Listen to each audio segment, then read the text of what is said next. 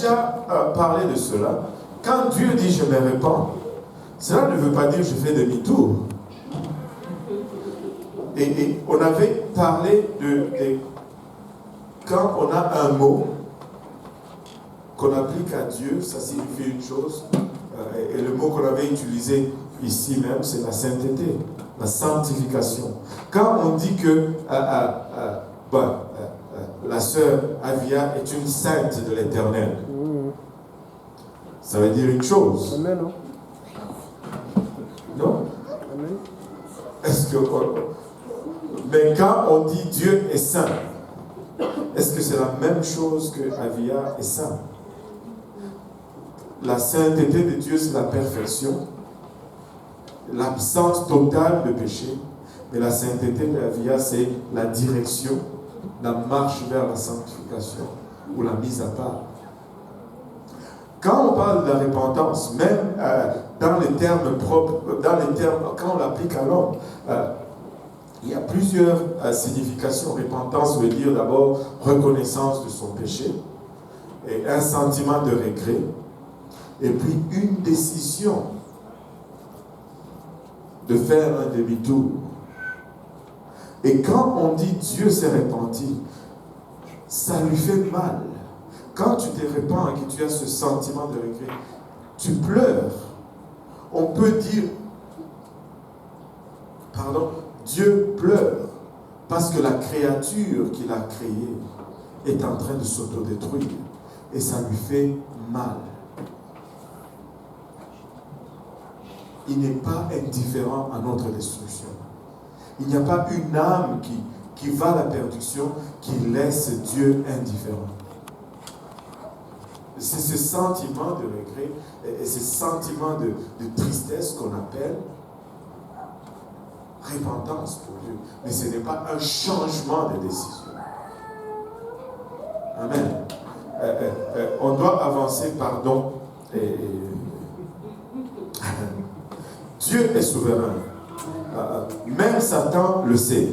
Et il ne peut pas rien faire sans la permission de Dieu. Vous savez, avant qu'il ne tourmente Job, il est allé demander la permission à Dieu. C'est comme, vous savez, un chien vraiment méchant, mais qui est tenu par une corde. Il ne peut aller que aussi long que la corde lui permet. Amen. Il ne peut pas aller plus loin que la corde. C'est Dieu qui établit la longueur de la corde. Avez-vous entendu parler de l'histoire de la corde et de la chèvre? C'est une histoire qui s'est passée au Congo. Une vraie histoire. On a arrêté quelqu'un. Oh, voleur, il a volé une chèvre. Là, on les tirait au commissariat, on les tapait. Vous me tapez pour rien, je n'ai pas volé de chèvre, je n'ai pas volé de chèvre. Et là, on arrive devant le commissaire et dit, ici, m'accuse faussement, je n'ai jamais volé de chèvre. Et le commissaire a dit, mais qu'est-ce qui se passe? Il y a la chèvre là, et on t'a vu avec, et on t'a accusé. Est-ce que c'est ta chèvre? Il dit, non. Alors, où est-ce que tu allais avec? Je dis, je n'ai jamais volé la chèvre. Il dit, mais tu partais avec. Il dit, si vous m'accusez que j'ai volé la corde, j'accepte. Mais la chèvre, je n'ai jamais volé. J'ai volé la corde, mais la chèvre était attachée au bout et elle a suivi.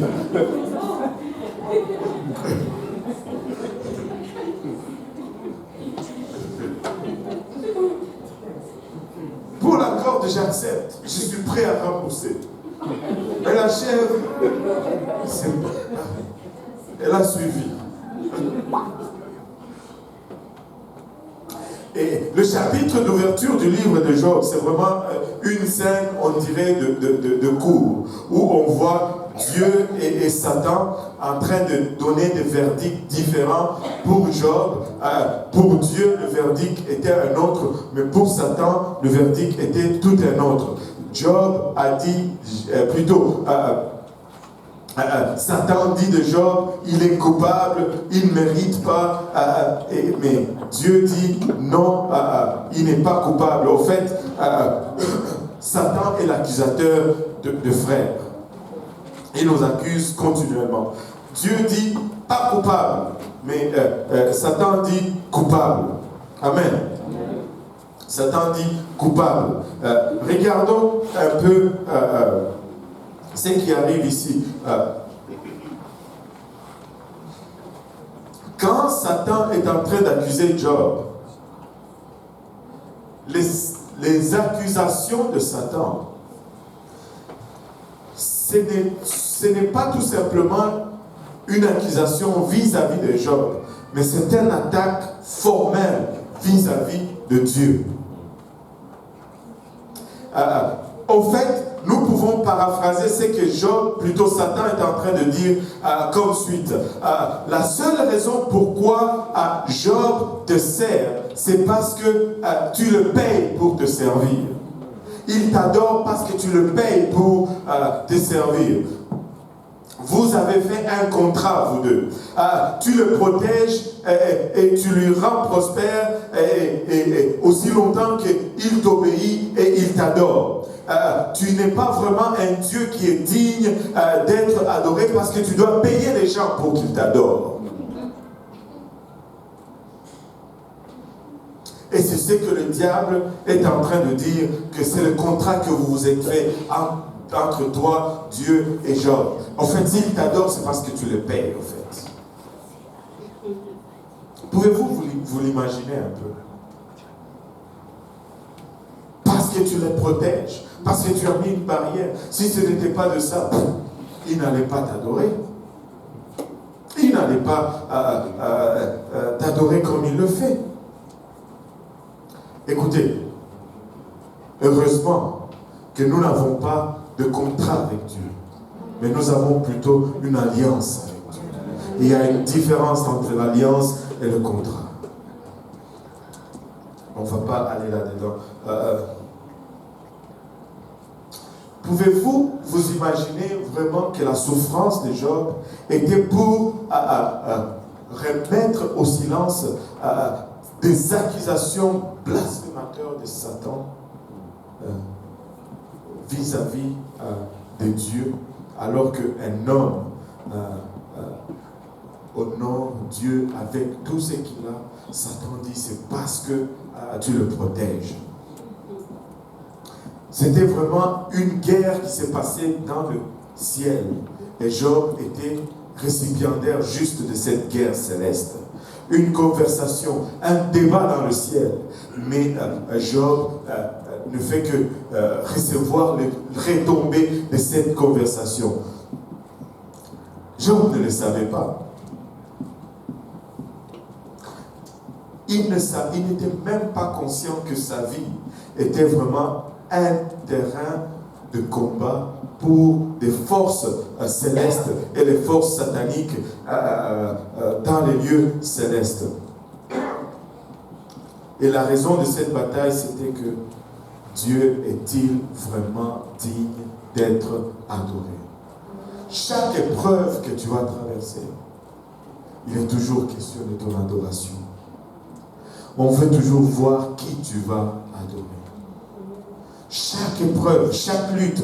Regardez Éphésiens chapitre 6 avec moi. Éphésiens 6, 12. Notre lutte n'est pas ici sur terre. Éphésiens 6, 12 nous dit, car nous n'avons pas à lutter contre la chair et le sang, mais contre les dominations, contre les autorités, contre les princes de ce monde des ténèbres, contre les esprits méchants dans les lieux célestes. Ce ne sont pas les ennemis de Job qui étaient vraiment le problème, mais la source de son problème était des principautés dans les lieux célestes. Chaque lutte, chaque épreuve va être toujours question de ton adoration.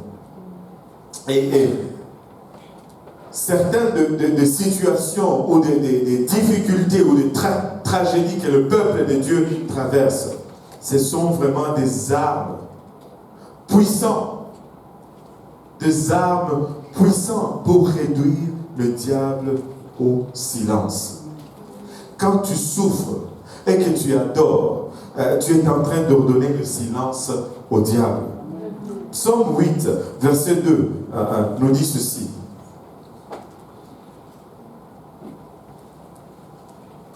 Plutôt verset 3. Par la bouche des enfants et de ceux qui sont à la mamelle. Tu as fondé ta gloire pour confondre tes adversaires, pour imposer silence à l'ennemi et aux vindicatifs. Par la bouche des enfants de ceux qui sont à la mamelle, tu as fondé ta gloire pour confondre tes adversaires, pour imposer silence à l'ennemi et aux vindicatifs. Ça, c'est David qui écrit dans le psaume 8. Mais Jésus, quelque part dans le livre de Matthieu, il fait référence au même verset, au même psaume, mais il le cite d'une façon un peu différente. Au Matthieu 21, verset 16, il lui dit, entends-tu ce qu'ils disent? Oui, il leur répondit, Jésus, n'avez-vous jamais lu ces paroles? Tu as tiré des louanges de la bouche des enfants et de ceux qui sont à la mamelle. Jésus se réfère à Psaume 8, verset 3, mais il le cite d'une façon un peu différente, d'une façon un peu tordue. Et le Psaume 8, 3 nous dit, par la bouche des enfants, de ceux qui sont à la mamelle, tu as fondé ta gloire. Tu as fondé ta gloire pour confondre tes adversaires, pour imposer silence à l'ennemi et aux vindicatifs. Mais Jésus, en citant ce psaume, il nous dit, oui, leur répondit Jésus, n'avez-vous jamais lu ces paroles? Tu as tiré des louanges de la bouche des enfants et de ceux qui sont à la mamelle. Qu'est-ce que ceci signifie? Jésus a-t-il mal cité David?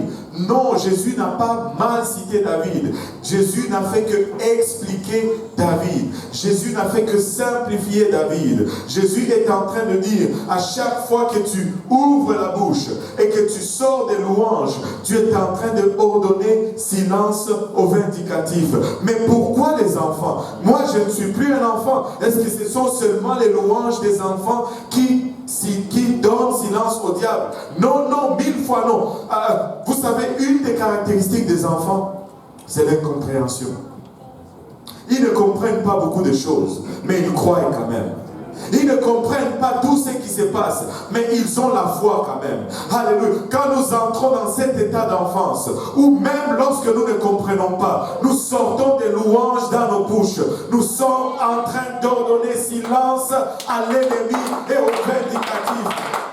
Écoutez, je n'ai pas besoin de comprendre pourquoi, mais une chose que je peux faire, je peux louer mon Dieu. Je ne comprends pas pourquoi je souffre, mais je veux le louer à travers ma souffrance. Je ne comprends pas pourquoi ceci m'arrive. Je vais être comme un enfant. Je ne sais pas pourquoi, c'est pas grave, mais je loue quand même mon Dieu parce que je sais qu'il est le plus fort. Amen. J'étais encore très jeune, pas très jeune, pas moi. Mon fils, Jonathan, il était très petit, il était, je pense, 3 ou 4 ans. On est allé visiter mon oncle, Peter. On arrive chez lui, il regardait, c'est comment ça s'appelle, Canal D. Et il y avait un documentaire sur l'animal le plus rapide au monde. La guépard, et c'est l'animal le plus rapide au monde. Il peut faire, je ne sais pas combien de kilomètres. Il fait combien, je me rappelle plus. 110 km à l'heure, tu vois. Il connaît ça. 110 km à l'heure, la guépard peut courir. Et on montrait comment la guépard peut.